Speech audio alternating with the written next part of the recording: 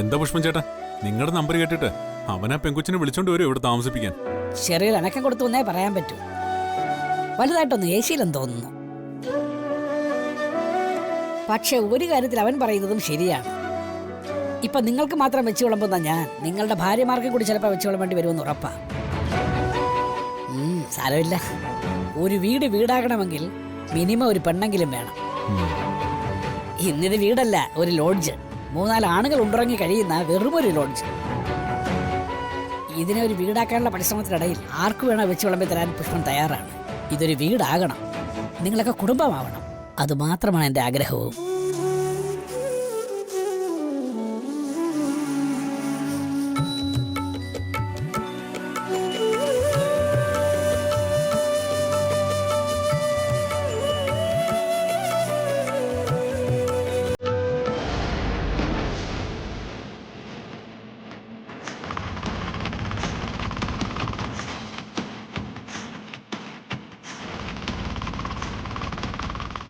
മുരളിയുടെ കയ്യിൽ എന്നെ ഏൽപ്പിച്ചു കൊടുക്കാൻ എല്ലാവർക്കും എന്ത് ഉത്സാഹം അവിടെ. എന്നെ അവൻ ട്രാപ്പിലാക്കിയിട്ട് പോലും ആർക്കും അതിൽ ഒരു പ്രയാസവും ഇല്ല.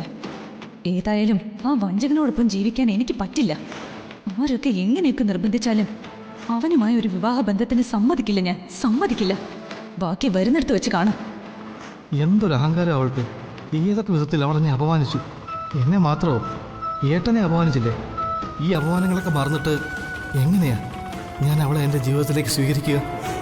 ഇല്ല, അവളിനി എൻ്റെ ജീവിതത്തിലേക്ക് വരില്ല. എത്ര വലിയ സമ്മർദ്ദങ്ങളുണ്ടായാലും ആരതേ ജീവിതത്തിലേക്ക് ഇനി സ്വീകരിക്കാനാവില്ല എനിക്ക്. അവൾ എങ്ങനെ വേണോ ജീവിക്കട്ടെ, ഞാൻ ഇങ്ങനെ തന്നെ കഴിയും. എൻ്റെ ജീവിതത്തിൽ ഇനി അവൾ വേണ്ട, ഒരിക്കലും.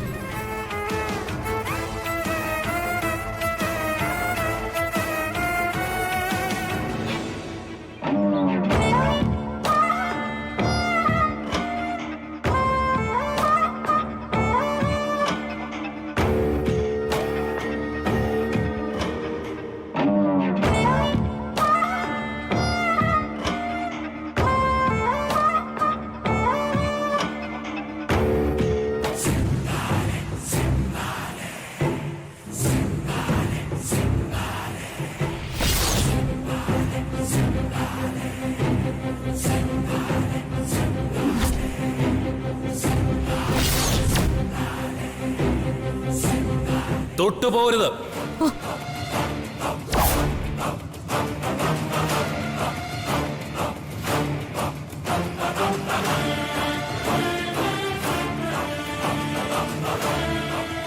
അമ്മ എന്തായി കാണിക്കുന്നത്?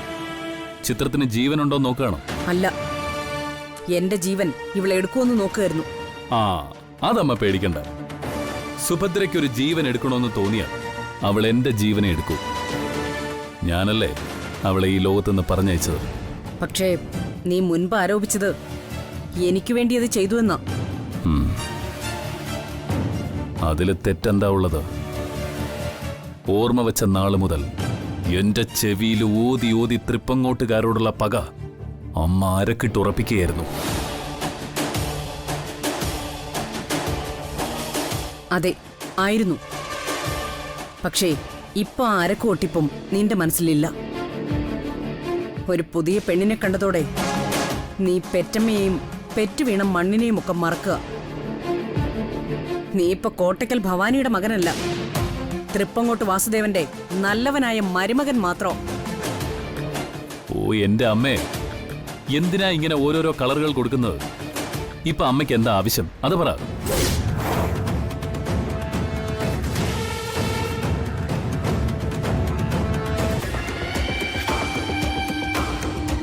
എന്റെ ആവശ്യം 2 ആണ്. ഒന്ന്, നീ ഈ ചിത്രം ഇവിടെ നിന്നെടുത്ത് കത്തിച്ചു കളയണം. 2, നമുക്കിവിടെ നിന്ന് മടങ്ങിപ്പോണം. നീ രാധയെ കല്യാണം കഴിക്കരുത്.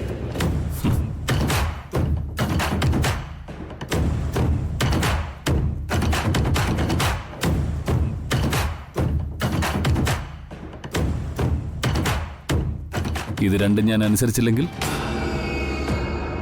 ഞാൻ ഈ വീട്ടിൽ നിന്ന് ഇറങ്ങിപ്പോവും. പിന്നീട് ഒരിക്കലും നീ ഈ ഭവാനിയമ്മെ കാണില്ല. എന്നാ പിന്നെ അമ്മയ്ക്ക് അങ്ങനെ ചെയ്യാം. ഇരുട്ടും മുമ്പ് പോണം. രാത്രി യാത്ര ദുഷ്കരമായിരിക്കും. വഴിച്ചെലവിനുള്ള കാശൊക്കെ മണിച്ചനിൽ നിന്ന് വാങ്ങിച്ചോളൂ. അപ്പോൾ all the best. All the best and good bye. ആയുസ്സും ആരോഗ്യമൊക്കെ ഉണ്ടെങ്കിൽ പിന്നീട് എപ്പോഴെങ്കിലും നമുക്ക് കാണാം.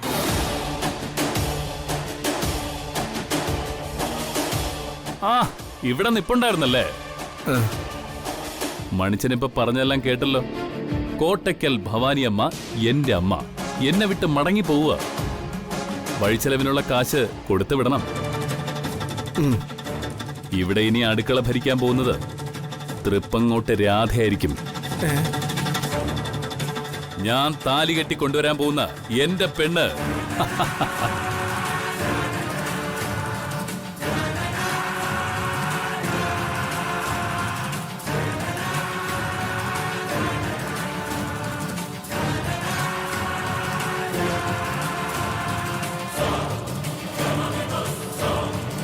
ഭവാനിയമ്മേ, വിഷമിക്കണ്ട.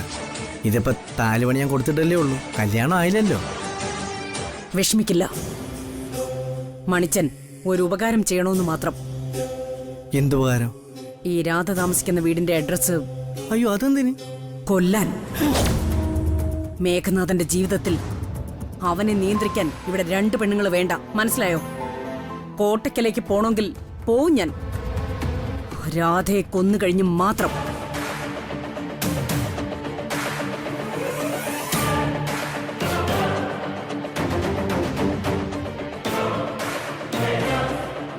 ഷെടാ, ഇതിപ്പോ പറച്ചിരി കേട്ടിട്ട് ഏതെങ്കിലുമൊക്കെ ശവം വീഴുന്ന ലക്ഷണമാണല്ലോ.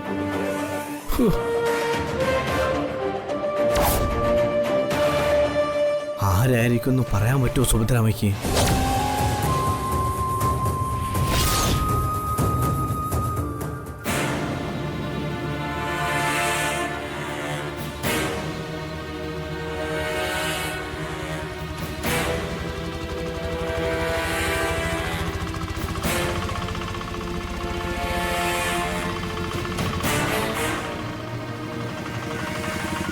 ആരതി, നിക്ക്, എനിക്കൊരു കാര്യം പറയാനുണ്ട്.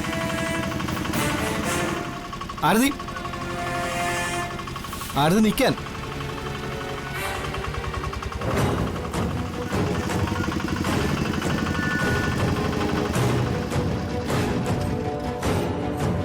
ആരതി, എനിക്ക് നിന്നോട് സംസാരിക്കണമെന്ന്. നീ വണ്ടി കയറ്, നമുക്ക് എവിടെയെങ്കിലും പോയി. എനിക്ക് നിങ്ങളോടൊന്നും സംസാരിക്കാനില്ലെന്ന്. നമ്മൾ തമ്മിൽ ഒരു ബന്ധവുമില്ല. റോഡിലും വഴിയിലും വെച്ച് എന്നെ തടഞ്ഞു നിർത്തി സംസാരിക്കാൻ ശ്രമിച്ച ഞാൻ പോലീസിലും വനിതാ കമ്മീഷനിലും പരാതി കൊടുക്കും.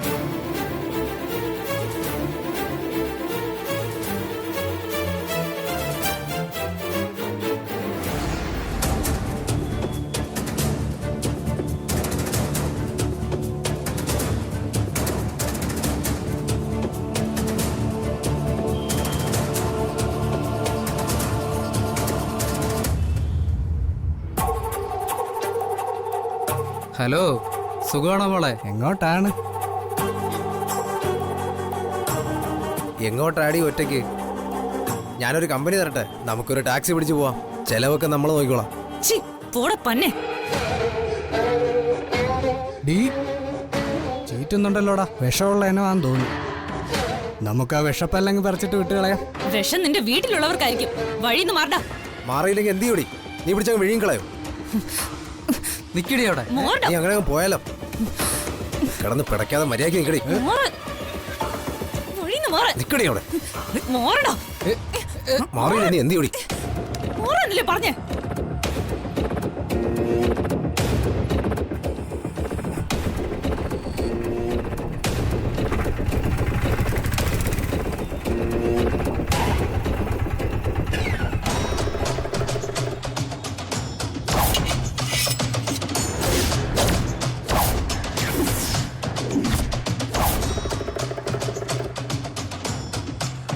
ഡാടാ, പോടാ പോടാ, പോയി വേറെ പണിയുണ്ടോ നോക്ക്.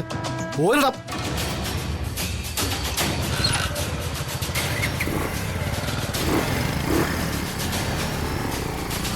ആരതി, നീ വന്ന് വണ്ടി കയറ്. കേറാൻ. കൈ വിടടാ എന്റെ. എന്റെ കൈക്ക് പിടിക്കാൻ തനിക്ക് എന്താ അവകാശം? വിട്, വിടന്നെ, വിടടോ.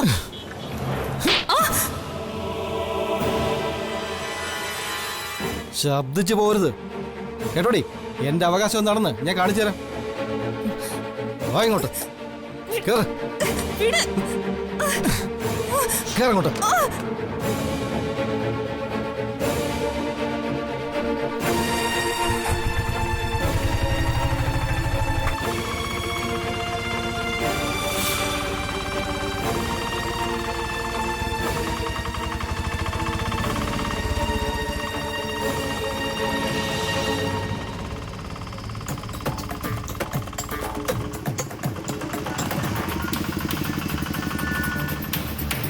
ഇനി നിനക്ക് ഇറങ്ങാം.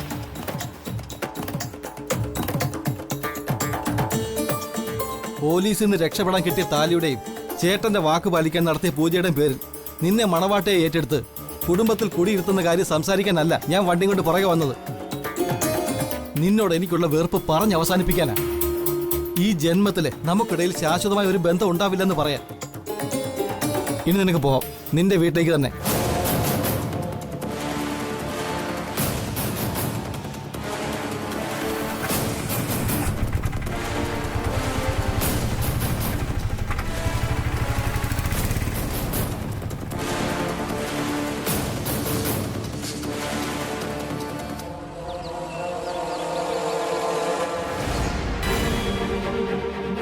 ഓർമ്മയിൽ നിന്ന് പോലും പറിച്ചറിയാൻ ആഗ്രഹിക്കുമ്പോൾ ഓരോ നിമിഷം അയാളുടെ മുമ്പിൽ വരികയാ. അയാളുടെ ഓട്ടോയിൽ ഇനി കയറില്ലെന്ന് തീരുമാനിച്ചതാ.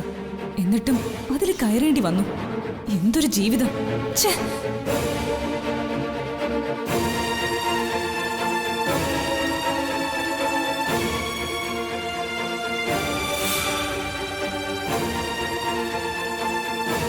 ആരതി, നീ വരുന്നത് കാത്തിരിക്കായിരുന്നു. പെട്ടെന്ന് റെഡിയാവ്, നമുക്കൊരിടം വരെ പോണം. എവിടേക്ക്? മുരളിയുടെ വീട്ടിലേക്ക് തന്നെ. ആ മംഗല്യ പൂജയുടെ ഭാഗമായിട്ട് ഭർത്തൃഗൃഹത്തിലേക്ക് പോകുന്നൊരു ചടങ്ങുണ്ട്, അതിനാണ്. വേഗം ഒരുങ്ങി വാ, പെട്ടെന്നാവട്ടെ, വാ. നിങ്ങളൊക്കെ കൂടി എന്റെ സ്വസ്ഥത കെടുത്തി അടങ്ങുമെന്ന് തന്നെയല്ലേ? ഞാൻ ആദ്യമേ എല്ലാരോടും ഒരു കാര്യം പറഞ്ഞിട്ടുള്ളതാ. ബോധം കെട്ട് കിടക്കുന്ന ഒരു പെണ്ണിന്റെ കഴുത്തിൽ ഈ താലി കെട്ടിയവൻ ഭർത്താവല്ല, വഞ്ചകനാ. അയാളുമായി എനിക്ക് ഒരു ബന്ധവുമില്ല. ബന്ധം ഉറപ്പിക്കാൻ നിങ്ങൾ ആരും ഒരുങ്ങുകയും വേണ്ട. പറഞ്ഞു കഴിഞ്ഞതാ ഞാനിത്. ഓ, നീ വെറുതെ തൊണ്ട പൊട്ടിക്കണ്ട. ഇതിനേക്കാൾ പരുഷമായി സംസാരിക്കുന്ന പെൺകുട്ടികളൊക്കെ എനിക്കും അറിയാം. ഈ വിരോധവും പകയും നീരസവും ഒക്കെ മാറൂന്നേ. അവന് നീ ഭർത്താവായി പരിഗണിക്കുന്ന ഉറപ്പാ. കാലം മാറി കുഞ്ഞുങ്ങളൊക്കെ ആവുമ്പോ എല്ലാ മുറിവുകളും താനെ ഉണങ്ങിക്കോളും. അപ്പിടിതൊക്കെ ഒരു തമാശയായിട്ടേ തോന്നൂ. നീ വാ, ഡ്രസ് മാറാൻ ഞാൻ കൂടെ സഹായിക്കാം. വാ. തൊട്ട് പോരുതന്നെ, അങ്ങോട്ട് മാറി നിക്ക്. ഇതൊക്കെ പറയാൻ നിങ്ങൾ ആരാന്ന് മനസ്സിലായില്ല. ഞാൻ എങ്ങനെ ജീവിക്കണമെന്നും ഞാൻ എങ്ങനെ പെരുമാറണമെന്നും ഉപദേശിച്ചു തരാൻ നിങ്ങളെ ആരും ചുമതലപ്പെടുത്തിയിട്ടില്ലല്ലോ. ഉണ്ടോ? നിങ്ങളെ ഞാനൊരു അയൽക്കാരിയും ഒരു പരിചയക്കാരിയായിട്ട് മാത്രമേ കണ്ടിട്ടുള്ളൂ. അയൽക്കാരി അമ്മ ചമയാൻ വരണമെന്നില്ല.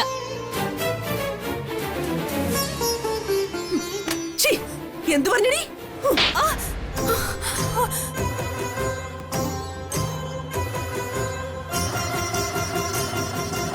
ആര് പഠിപ്പിച്ചെന്നടി നിനക്ക് ഈ അഹങ്കാരം? നിന്നെയൊക്കെ ഉപദേശിച്ച് നേർവഴി കാണിക്കാൻ എനിക്ക് അവകാശം ഉണ്ടെങ്കിൽ അതിനപ്പുറം അവകാശം സീതമ്മയ്ക്കുണ്ട്.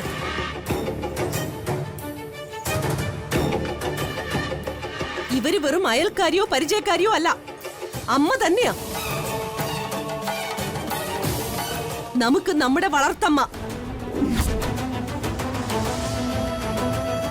ഒരു നേരത്തെ ഭക്ഷണം തന്നിട്ട് ഉണ്ടായിരുന്ന ആഭരണങ്ങളൊക്കെ കട്ടെടുത്ത് ഒരുത്തി പടി കടത്തി വിട്ടപ്പോ വെറും കൈയോടെ വിശന്നലഞ്ഞു വന്ന് നിനക്കും എനിക്കും ഒക്കെ ഉടുപ്പും കിടപ്പും ആഹാരവും ഒക്കെ തന്നതേ ഈ അമ്മയാ. ഇന്നിങ്ങനെ നമ്മളൊക്കെ ഇട്ടിരിക്കുന്നത് തന്നെ ഈ അമ്മയുടെ കാരുണ്യം കൊണ്ടാ. അതാണ് നീ മറക്കാൻ പാടില്ലാത്തത്.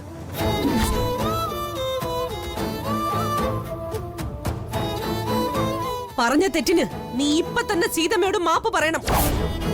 എന്നാലേ നിന്നെ ഈ വീട്ടിൽ തുടരാൻ ഞാൻ അനുവദിക്കൂ. അയ്യോ, അങ്ങനെയൊന്നും പറയില്ലേ അഞ്ജലി. അവളുടെ അറിവില്ലായ്മ കൊണ്ട് അവൾ ഒരു വിവരക്കേട് പറയുന്നു. എനിക്കതിലൊരു വിഷമവും ഇല്ല. നീ അത് വിട്ടേക്ക്, അത് കഴിഞ്ഞില്ലേ. സീതമ്മയ്ക്ക് വിഷമമില്ലായിരിക്കാം, എനിക്ക് പക്ഷെ വിഷമമുണ്ട്. എന്റെ വിഷമം അറിയാൻ ഇവിടെ ആർക്കും ആഗ്രഹവും സമയവും ഇല്ലാത്തതുകൊണ്ടാ. നിനക്ക് എന്താടി ഇത്ര വിഷമം? എന്നാണോ നിന്നെ മുരളി ഈ കഴുത്തിൽ താലി കെട്ടിയത് അന്ന് മുതൽ നീ മുരളിയുടെ പെണ്ണാ. ഇനിയുള്ള കാലം നീ താമസിക്കേണ്ടതും ജീവിക്കേണ്ടതും അവന്റെ ഒപ്പം അവന്റെ വീട്ടിലാണ്. അതിലാർക്കും ഒന്നും ചെയ്യാൻ പറ്റില്ല, ആർക്കും. കൊള്ളാം, നന്നായിട്ടുണ്ട്. എനിക്കൊരിക്കലും ഒരു ഇഷ്ടവും തോന്നിയിട്ടില്ലാത്ത ഒരാളുടെ കൂടെ ജീവിക്കാനാ ചേച്ചിയെ നിർബന്ധിച്ചോണ്ടിരിക്കുന്നെ.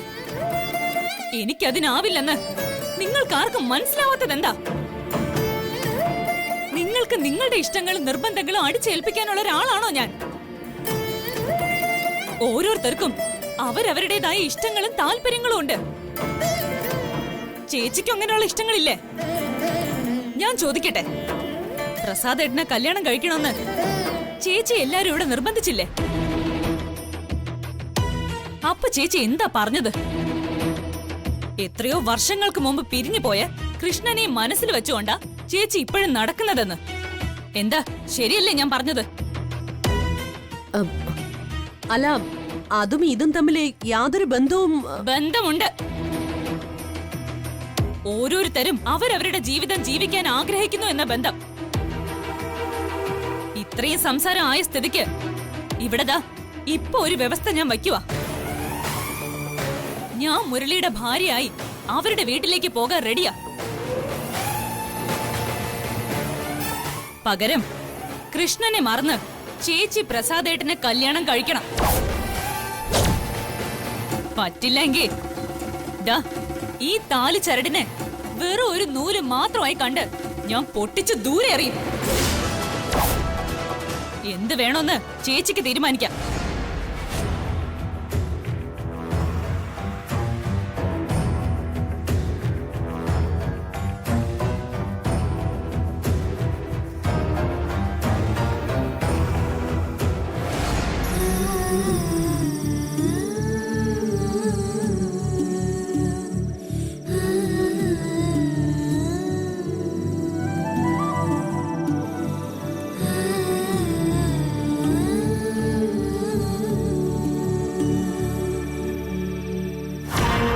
മുരളിയുടെ ഭാര്യയായി അവരുടെ വീട്ടിലേക്ക് പോകാൻ റെഡിയാ.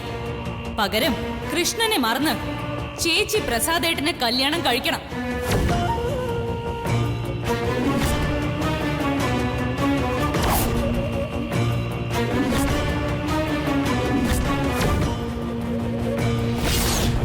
അഞ്ജലിക്കും കുടുംബത്തിനും എന്ത് ആവശ്യം ഉണ്ടായാലും എന്ത് പ്രശ്നം നേരിട്ടാലും അതെന്നോട് പറയണം. കുടുംബത്തിൽ ഒരാളായി തന്നെ ഞാൻ അതിന്റെ പരിഹാരത്തിന് വേണ്ടി ശ്രമിക്കും.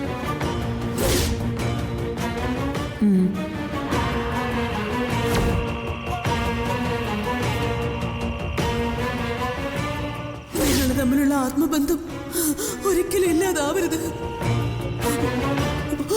പരസ്പരം വഴക്ക് കൂടി പിരിയാൻ പാടില്ല.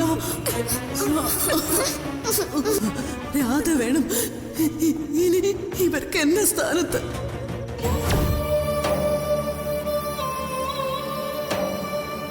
എന്റെ ഭഗവാനെ, എന്റെ കൃഷ്ണ, ജീവിതത്തിലെ ഏറ്റവും വലിയ വഴിത്തിരിവാണ് ഇനി എന്റെ മുമ്പിൽ. എന്റെ സന്തോഷങ്ങൾക്കും അപ്പുറം നിന്ന് എന്റെ കടമകൾ എന്നെ വിളിക്കുന്നു. അവിടെ ഞാനില്ല ഇനി. എന്റെ മോഹങ്ങളോ സ്വപ്നങ്ങളോ ഇല്ല അവിടെ. ഉള്ളത് കുട്ടികളുടെ സന്തുഷ്ട ജീവിതം മാത്രം. അതിനുവേണ്ടി എന്ത് ത്യാഗവും ചെയ്യുമെന്ന് മരിക്കുന്ന അമ്മയ്ക്ക് മുന്നിൽ നിന്ന് പ്രതിജ്ഞ എടുത്തവളാണ് ഞാൻ. ആ പ്രതിജ്ഞ പാലിക്കപ്പെടണം. പാലിക്കപ്പെട്ടേ പറ്റൂ. പാലിക്കും ഞാൻ.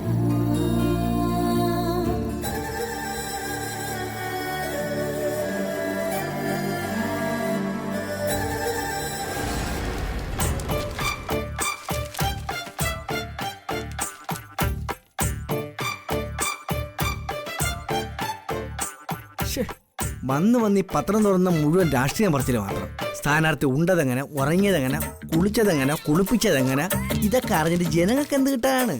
അവൻ നാടിന് വേണ്ടി എന്തെങ്കിലും ചെയ്തോ? അതിനെ മാത്രം ആർക്കും ഒന്നും പറയാനില്ല. സാധാരണക്കാരന്റെ ഗതികേട്. അല്ല എന്തു പറയാ.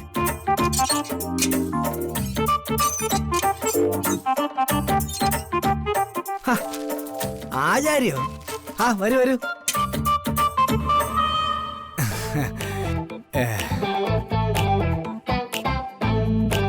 താലി പണിത് കഴിഞ്ഞായിരുന്നോ? ആ ഇല്ലല്ലേ, ഞാൻ പോയി സാറിനെ വിളിച്ചിട്ട് വരാം. ശരി. ആ സാറേ, ആ സാറേ സൈന്യാധിപൻ മിസൈലുമായിട്ട് എത്തിയിട്ടുണ്ട്. യുദ്ധഭൂമിയിലേക്ക് ഇനി സാറിന് ധൈര്യമായിട്ട് പോവാം.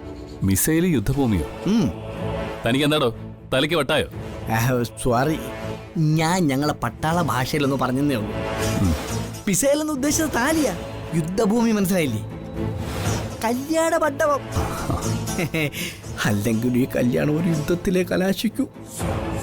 മിസൈലൊക്കെ പൊട്ടിയാ പൊട്ടി, അത്ര തന്നെ. എന്താടോ നിന്ന് പിറുപിറുക്കുന്നത്? എന്ത് പൊട്ടുന്ന കാര്യമോ താനീ പറയുന്നത്? അത് പിന്നെ സാറിന്റെ മകൻ ഇതിന് പൂക്കൾ വിരിയുന്ന അമിട്ട് പൊട്ടിക്കണമെന്ന് പറഞ്ഞതാ.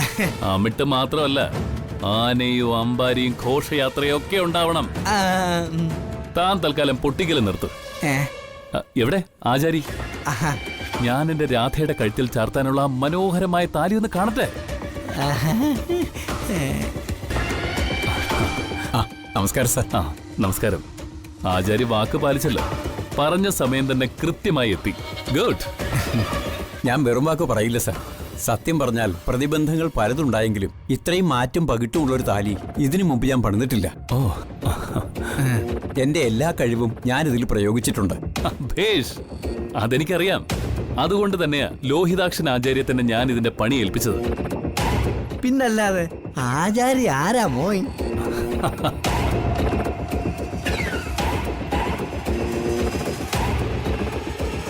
എനിക്കിനി ക്ഷമയില്ല. ആ വിശേഷപ്പെട്ട താലി ഞാനൊന്ന് കാണട്ടെ. എവിടെ സാധനം?